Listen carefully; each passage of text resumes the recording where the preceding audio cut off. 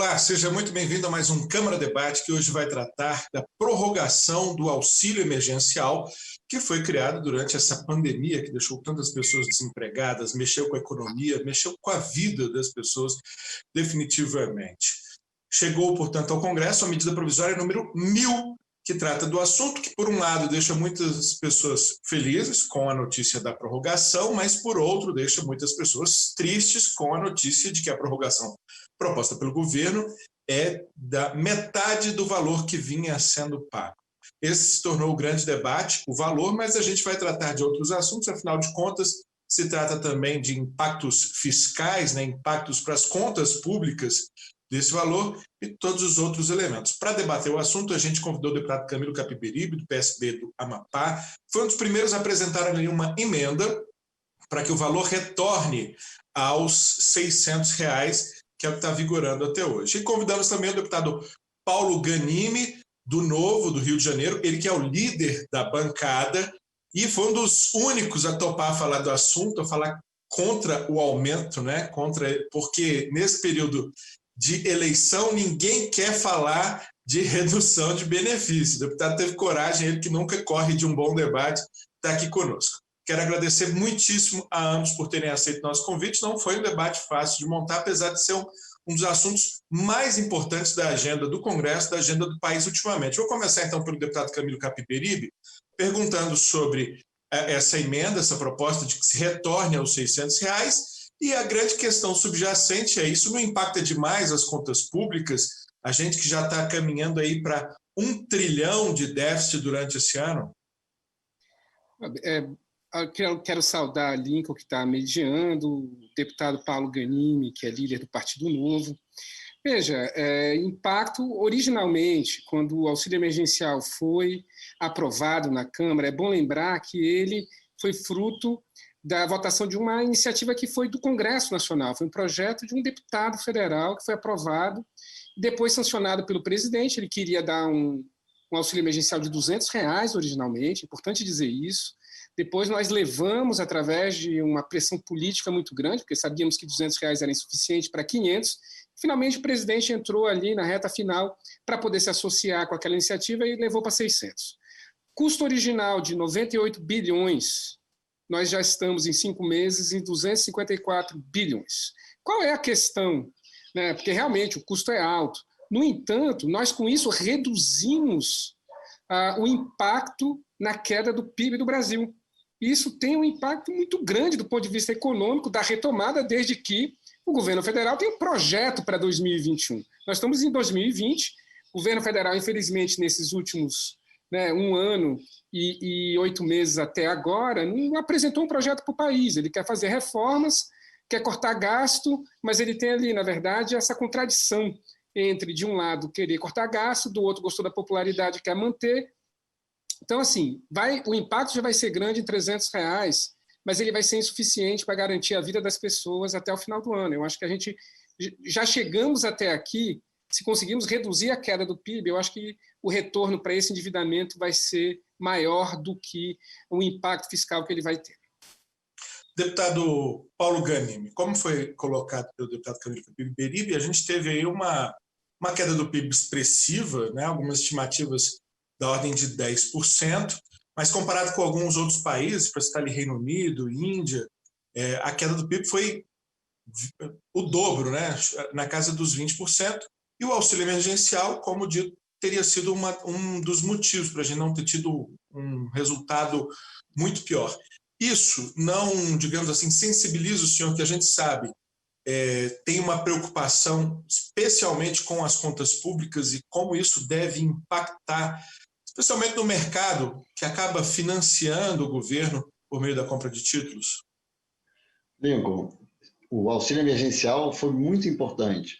O Novo foi favorável ao auxílio emergencial. No momento em que a população não podia ir às ruas para trabalhar, não podia ir para o seu trabalho, conseguir garantir seu sustento por conta da pandemia e até mesmo por conta de decisões do governo, e aí governo em todos os níveis, municipal, estadual e federal, que exigia que a população ficasse em casa. E eu não estou nem questionando essa definição, não. Acho que teve um momento que era realmente necessário restringir ao máximo possível à circulação. Então, a população não conseguia fazer com que a economia rodasse. A população não conseguia garantir seu sustento por conta própria. Faz parte, é papel do governo, nesse caso, devolver para a população o dinheiro que o governo tira da população mensalmente. Lembrando que quem produz riqueza é um indivíduo, são as pessoas, são as empresas. O governo ele retira, através da cobrança de impostos e outros tributos, esse dinheiro do bolso do cidadão. Quando o governo impõe que as pessoas, de forma legítima, reforçando isso, tenham que ficar em casa e não possam trabalhar, acho que é natural que o governo devolva parte desse dinheiro para a população, principalmente para a população que mais precisa. Por isso, o auxílio emergencial, por isso o auxílio também aos estados e municípios, o auxílio a algumas atividades econômicas, justamente porque a gente não tinha economia circulando naturalmente.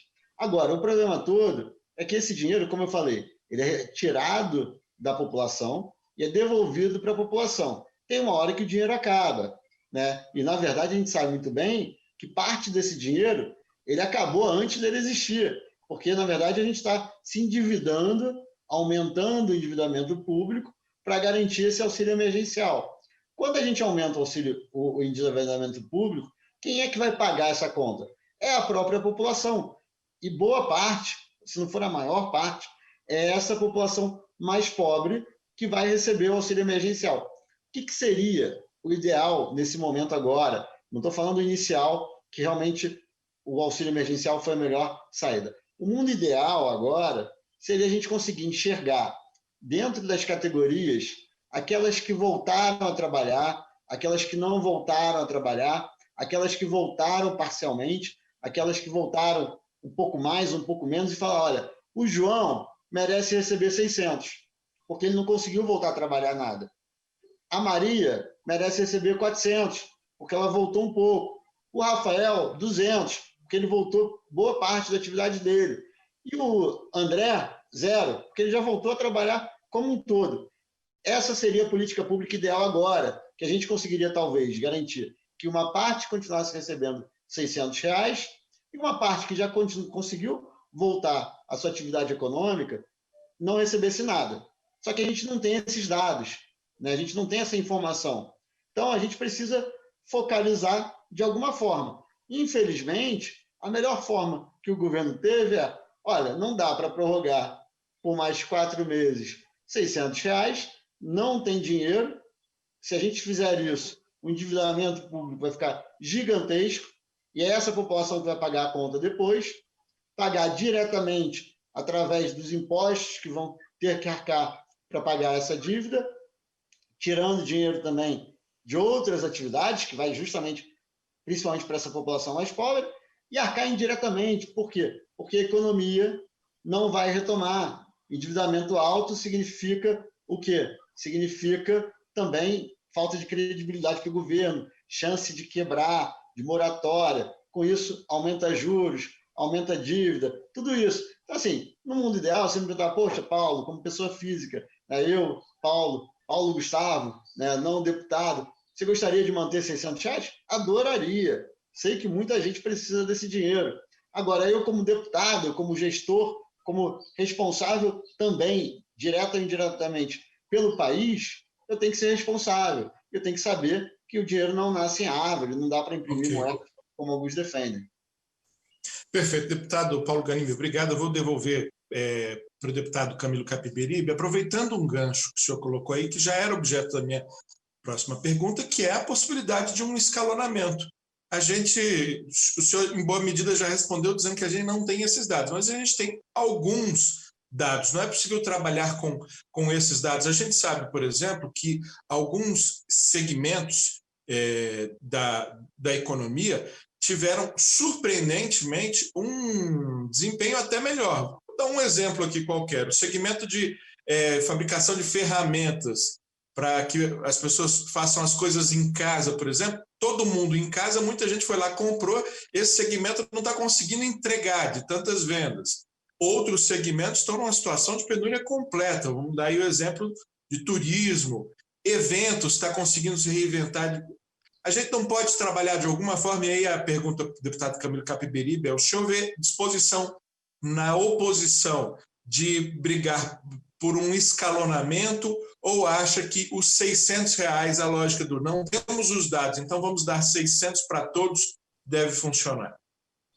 Olha, eu queria levantar duas questões principais sobre essa questão. Primeiro, o governo federal atribuiu, claro, ao Ministério da Cidadania, e ele estabeleceu um excesso de centralização na execução do pagamento do auxílio emergencial, que causou enorme desperdício. Nós temos aí um estudo que foi feito de 42 bilhões pagos a pessoas que não estavam dentro dos critérios, ou seja, o governo foi incompetente na hora de buscar essas pessoas. Se ele tivesse tido um pouco mais desse pensamento que ele sempre cita, né? O ministro Paulo Guedes sempre fala, menos Brasília e mais Brasil, tivesse corrido em busca do conhecimento que, por exemplo, os prefeitos têm na execução do Bolsa Família e os governos do Estado, talvez ele tivesse tido um pouco mais de descentralização, porque ele estava preocupado em melhorar a sua posição, né, nesse momento, né, de popularidade. Ele conseguiu isso, conseguiu. O custo disso foi 42 bilhões. Então, eu acho que é importante o que o deputado Paulo Ganimi fala, porque é um reconhecimento, inclusive, de uma possibilidade de mudança do patamar atual, que é 300. Né? Você já reconhece poder levar para 600 na situação em que a pessoa estiver realmente excluída ali. Agora, é claro, isso dependeria muito da capacidade do governo federal de entregar dados para que esse trabalho aí de focalização pudesse ser feito. Eu acho que todos queremos que aqueles que mais precisam é que sejam os beneficiados. A segunda questão que diz respeito justamente a um debate que nós estamos agora tentando travar, e eu acho que existe aí uma guerra de agendas, que é a reforma tributária. Né? No momento em que nós passamos a reforma da Previdência, era para que já, assim, eu fui contra, votei contra, mas sim, fui derrotado.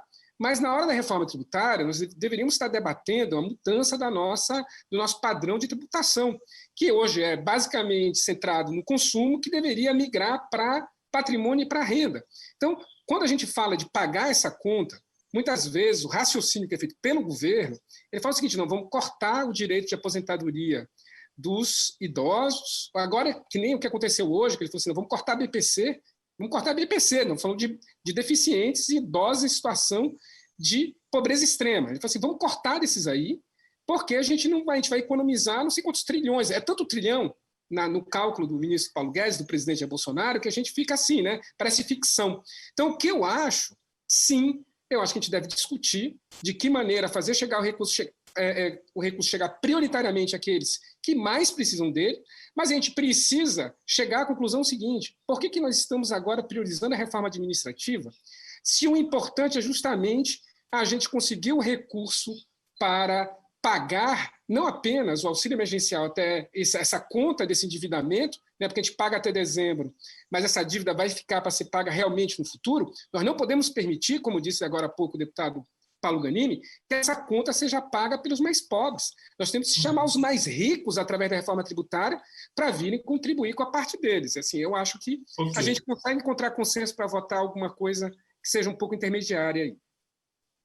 Deputado Paulo Ganimi, um argumento que tem sido trazido a essa discussão com alguma frequência é que há, por exemplo, um recurso aí, em boa medida, inesperado, que veio com a pandemia e que poderia ser usado nesse momento, que é o recurso da conta das reservas cambiais robustas, inclusive, que foram feitas ao longo dos últimos anos, iniciadas lá no governo Lula, também consolidadas no governo Dilma, e que renderam um lucro aí astronômico para o Banco Central, que muita gente tem dito, está na hora de usar esse dinheiro. O senhor concorda? É possível usar parte desse dinheiro? Ou esse colchão, esse escudo, essa proteção, que são as nossas reservas cambiais, apesar de terem dado lucro com um aumento expressivo do câmbio nesse período de pandemia, não deveria ser usado, ele deve continuar sendo um colchão, deve continuar sendo um escudo? Olha, Lincoln, eu acho que tem uma parte dessa reserva que pode, sim, ser utilizada. Claro, não adianta dar lucro contábil, né? Não adianta, a reserva se valorizou, você registra aquilo ali. Não, falta o dinheiro. Você precisa liquidar a parte dessa reserva para poder usar. Só que a gente tem um outro problema hoje, que é o problema orçamentário. Tá? A gente tem o teto de gastos, que tem que manter, não vejo nenhum espaço para a gente discutir, romper o teto de gastos. Então, por mais que você tenha caixa, por mais que você tenha dinheiro, sem uma mudança da nossa estrutura de despesa, né, ou seja, na revisão do orçamento, a gente não tem como aumentar ou criar novas despesas. Por isso, a importância tão grande, entre outras coisas, da reforma administrativa. A gente tem dinheiro e gasta mal esse dinheiro. Esse dinheiro tem que ser gasto adequadamente, tanto com serviços públicos melhores, mais eficientes, né, com mérito, garantindo o incentivo correto, tanto para o gestor público, como também para o servidor público, como também para a gente garantir que esse dinheiro está sendo empregado onde deve ser empregado, em políticas públicas adequadas, e, ao mesmo tempo, com menos gasto. Então, assim, não é... Quando a gente fala de reforma administrativa, eu acho até que não é o nome ideal, eu chamaria aí de reforma do serviço público brasileiro, é para garantir mais dignidade para a população, um serviço público melhor e um serviço público mais barato, mais eficiente, sobrando dinheiro também para deixar parte desse dinheiro no bolso do cidadão, e aí, inclusive, com esse link com a reforma tributária que o Camilo citou, mas também para fazer com que a gente tenha dinheiro para aquilo que é preciso, e não para ficar pagando o servidor, não um bom servidor que tem que ser valorizado, servidor que trabalha, mas para pagar muita gente que às vezes está ali baseado simplesmente numa pura e simples estabilidade do serviço público, sem a necessidade daquela função. Bom, o nosso tempo está praticamente acabando, mas eu queria dar um minutinho para cada um dos senhores responder uma questão que eu acho que é importante também, e já fazendo as considerações finais. É, digamos assim, uma questão econômica importante, as contas públicas, com o impacto disso sobre o nosso PIB, sobre a nossa dinâmica econômica de um modo geral, mas é também um problema de natureza política. A gente sabe que o presidente Bolsonaro, num primeiro momento, não queria o auxílio de 600, aceitou, mas depois que o auxílio de 600 rendeu dividendos políticos, foi bom para ele. Então, a oposição hoje se vê na seguinte sinuca de bico, assim, quer voltar para os 600, que defendeu historicamente, mas sabe que se o presidente conseguir vencer e ficar com os 300, ele também pode pagar o preço político dessa decisão. Ou vocês acham que dessa vez o Congresso é que vai pagar o preço político? Eu queria que vocês fizessem uma pequena análise muito rápida sobre também esse nó político que envolve o debate. Deputado Capiberibe, primeiro. Olha, eu nesse ponto é preciso reconhecer que o presidente foi habilidoso em capturar essa agenda, porque é uma agenda que não era dele, nunca foi dele, ele não queria. Tanto que, assim, o deputado agora falou o seguinte, que o auxílio emergencial ele vem para permitir que as pessoas fiquem em casa. E o presidente advogou o tempo todo que as pessoas não ficassem em casa, inclusive ele promoveu aglomerações.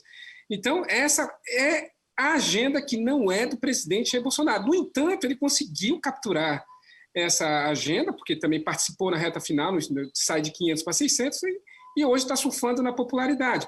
No entanto, o presidente é prisioneiro dos compromissos ali da Faria Lima, que ajudaram a eleger ele, que sustentam ele politicamente. Vamos lembrar que tem 50 pedidos de impeachment contra o presidente, mas essa expectativa de que ele vai promover reformas, que são reformas para trazer recurso, digamos, para o Estado, cortando daqueles segmentos que não são os privilegiados. Eu até defendo a reforma administrativa, mas não é essa que foi mandada pelo presidente. Uma que corte para cima, corte quem recebe acima do teto de gastos. Essa que ele mandou, essa daí eu sou completamente contrário. Se ele tivesse mandado uma justa, que fosse de cima a baixo, e sendo realmente coerente, poderia-se até discutir, mas essa dele aí é mais do mesmo. Então, eu acho que o presidente Jair Bolsonaro ele vai brigar pelos 300, porque ele não tem mais essa alternativa, e a base dele vai ter que votar nos 300, e nós vamos derrotá-lo, porque os deputados vão ficar com receio, como ficaram de vir aqui. Parabéns ao deputado pela coragem, deputado Paulo Ganimi, e vamos aprovar 600, e aí vai ser essa disputa novamente de narrativas, mas assim, o Congresso, dessa vez, ele tem toda a razão, apesar dele não ficar com mérito. Deputado Paulo Ganimi, peço a sua avaliação e agrego a pergunta, o senhor acha que no final das contas vai ser 600 ou vai ser 300? Apesar da sua posição. Bom, primeiro vou convidar aqui o Camilo a assinar nossas emendas, que incluem os altos servidores, os membros de poder na reforma administrativa, que eu concordo que os membros, principalmente do judiciário, que são os que estão mais acima do teto, são muito beneficiados e deveriam estar incluídos nessa reforma. Se vai ser 300 ou 600, mais uma vez, eu acho que a gente tem que ter responsabilidade fiscal, né? Os números vêm do governo. O governo está dizendo que não tem espaço fiscal e eu acredito que não tenha para ser mais do que R$300. O ideal, como o Camilo falou, acho que a gente concorda nesse ponto, seria um número escalonado, para o setor adequado. Porque mesmo que tenha espaço fiscal, né, você está falando o seguinte, se eu der demais, tem espaço, mas depois eu vou estar endividando e gerando dívida para o futuro. Então, essa é a discussão que a gente tem que ter. Eu acho que a gente deveria fazer um escalonamento agora e reduzindo gradativamente o auxílio emergencial. Quanto à questão política, Lincoln, sinceramente, eu não estou preocupado com isso. O Novo não é nem base, nem oposição ao governo. Eu acho que a gente tem que decidir tecnicamente o que é o melhor para o país e o que é melhor para o povo brasileiro. Sendo melhor, se vai ser bom para o governo ou ruim para o governo, ou para o presidente da República, eu não me importo. Eu quero que a gente tenha uma gestão que seja boa para o Brasil e para o brasileiro. Se isso vai gerar lucros ou vai gerar prejuízo para a imagem do presidente, problema dele. Se ele consegue se beneficiar, mérito dele, parabéns. Se ele vai se prejudicar com isso, azar, é parte do jogo político. Eu quero que o Brasil avance, não custe o que está, porque tem coisa que não faz sentido também avançar, né? Mas independente de qual vai ser o impacto político para o presidente da República. Perfeito. Eu quero agradecer muitíssimo mais uma vez, deputado Camilo Capiberibe, PSB do Amapá, deputado Paulo Ganimi, novo do Rio de Janeiro, líder da bancada. Como disse, não foi fácil montar, né? Os deputados estão ali em período de convenção e também tem toda a sensibilidade que esse tema traz, mas os dois toparam, aceitaram conversar, aprofundar com a gente. Tenho certeza que vão, em outras oportunidades também, e principalmente no plenário, verbalizar e discutir, construir a melhor saída. Muitíssimo obrigado mais uma vez a ambos e obrigado a você que nos acompanhou aqui pela TV Câmara, pela Rádio Câmara, pelas redes sociais da Câmara dos Deputados. Até uma próxima oportunidade do Câmara Debate e acompanhe o debate, a deliberação, porque esse assunto mexe definitivamente com a sua vida, receba ou não o auxílio emergencial. Até mais.